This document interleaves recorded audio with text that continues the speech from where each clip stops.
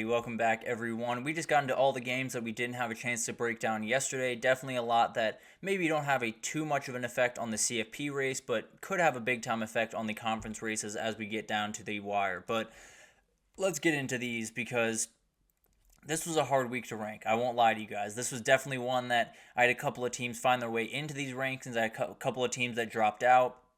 It was incredibly hard to put this together. I think there were a lot of teams that I probably will get a little bit of crap for, and frankly, I wouldn't necessarily argue with you. I think there's a number of things that are really hard to get a beat on right around this time of year, but there are a couple of teams that I just think we buried a little bit too early that I don't think we should have, and it starts with the Clemson Tigers. I do think they're the number 12 team in the country. I know this team looks a little bit crazy, but let's just toss UGA to the side just for a second. This Clemson team has looked outright elite outside of that game, and frankly, if you put anyone on that field with Georgia on that day, with Kirby Smart having that much time to prepare, it's going to be a nightmare for you. I'm just being totally honest. I think there's a number of teams on this list that would have lost the same amount that Clemson would have lost if they were in that situation. So I'm not necessarily going to hold it against them too much. The defense is downright elite. They're doing exactly what they wanted to do. They have Stanford this upcoming weekend and then at Florida State. They're set up really, really well. I think they could go 11-1, be that other team in the ACC title, and frankly have a CFP locked up before they get there. So it's going to be really interesting to watch this team, but as of right now, I'm kind of putting that UGA game to the side just for a second and taking them for what they are, and they're playing really good football, so I'm having a hard time finding 12 teams that are outright better than Clemson right now.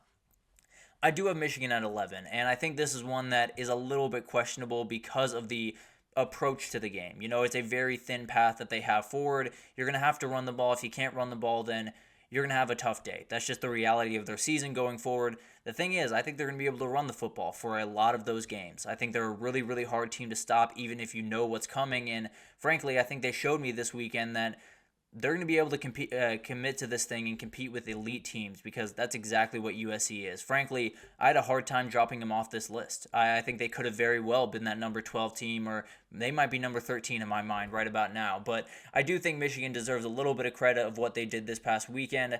I still have my worries, but as of right now, this team is playing really good football, and I think they're definitely going to be heard from throughout the rest of the year. Utah maybe proved the most this past weekend. I think they showed exactly who they are. They showed that they're going to walk into this new conference, follow the same exact game plan, and dominate these teams the exact same that they did in the Pac-12. They're really, really aggressive. They play incredible defense. I think once they get the quarterback situation figured out, they're one of the best teams in the country. They're doing incredible things, and they might just run away with the Big 12. They do have Arizona this upcoming weekend, so at least interesting to say.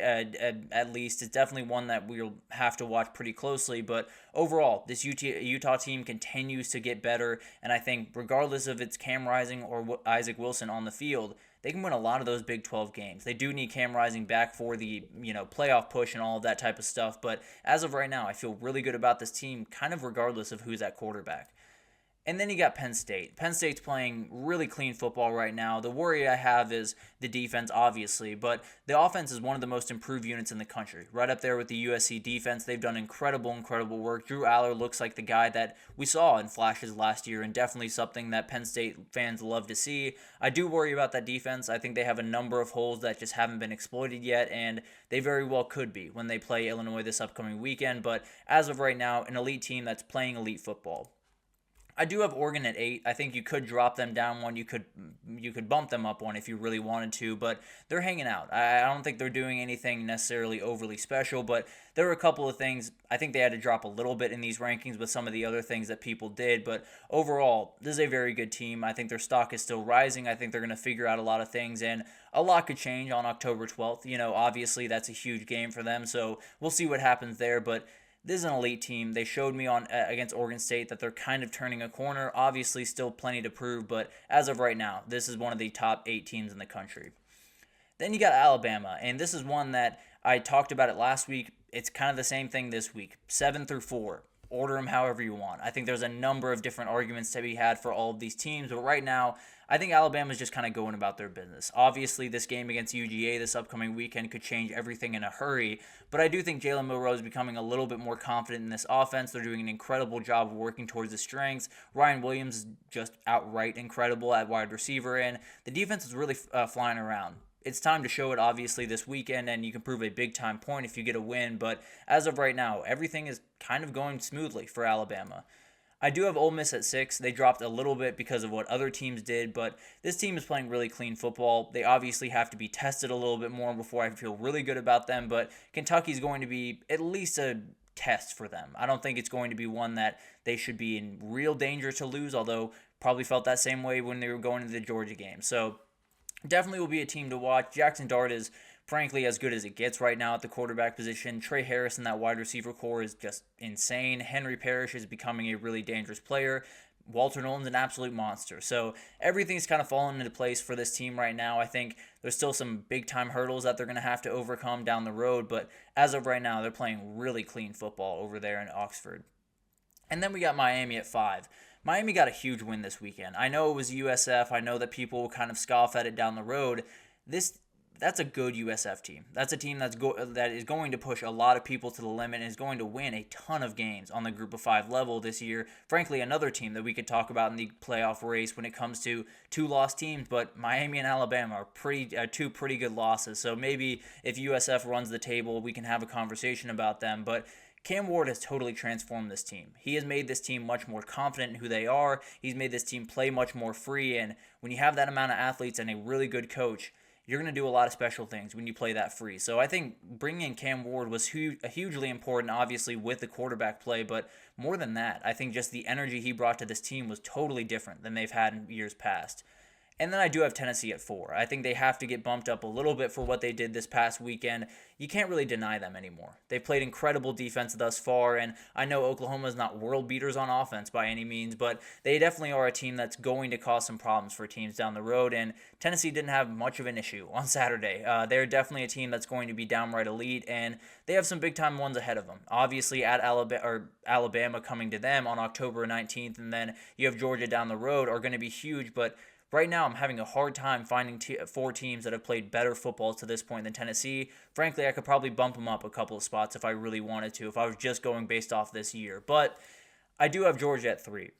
I know people are worried about that Kentucky game. They were on a bye this week, so not too much movement there, but this is an elite team. They're still Georgia. They're still going to do what they do. And frankly, they've had one of those Kentucky games pretty much every single year that Kirby Smart's been there. They've been able to figure it out. I think the defense is going to have to get better. There's no doubt about that. Michael Williams should be able to go this weekend. That sounds like it's kind of a little bit still up in the air. The interior defensive line needs to get healthy. It badly needs to get healthy because if they go into those big-time games, well, they're going to go into Alabama without them, but if they go into Texas, if they go into Ole Miss, they could go 9-3 and then be looking on the outside looking in of the playoffs. So definitely a lot to figure out. The O-line also has to hold it down while Tate Ratledge is out, so you got lots of stuff to figure out over there in Athens, Georgia right now. I think they're still an elite team, but they're definitely a team that you could have a little bit of pause about right about now. Ohio State is at 2, same as last week. They're doing exactly what I expected them to do and continue to build into who they are in 2024. The defense has been remarkable. Obviously, haven't necessarily played too many big-time opponents, and Michigan State will inform a lot of this decision-making going forward about them, but as of right now, there's no real reason to drop them. There's no real reason to, go against them. Obviously, the schedule isn't great, but definitely will be interesting to see how they react to the Big Ten schedule going forward. That Oregon game will obviously show us who the real Ohio State is in 2024. So we're going to have to wait a little bit longer. I think Michigan State will give us at least a peek behind the curtain, but we're probably going to have to wait until the 12th to get a really good idea of what this Ohio State team is. And then you got Texas at 1. I don't think this has to be explained. Frankly, coming off that Michigan game, you got to feel pretty good about this one. They made that Michigan defensive line look downright ineffective, and they're really effective. They're a very good defensive line, maybe the best in the country, and Texas kind of took them to the woodshed for about 4 quarters there. So a really good team. They're doing exactly what you expect them to do. Obviously, you need to get Quinn Ewers back. Sounds like he will be back this weekend, but we'll keep tabs on that and let you guys know when we know. But definitely something to watch. I think this team is playing really elite football. There's still worries, no doubt about that. And as they go into SEC play, things will get a lot more interesting very quickly. But this is the best team in the country right now. I have very little pause about that. I'll be totally honest. So a crazy week, no two ways about that. But we will turn our page into week 5 tomorrow. We'll get into all the breakdowns, all the things that you guys need to know. And we got a lot of games to get to this week because there's a lot of games that are just around that interesting mark of maybe they don't jump off the page, but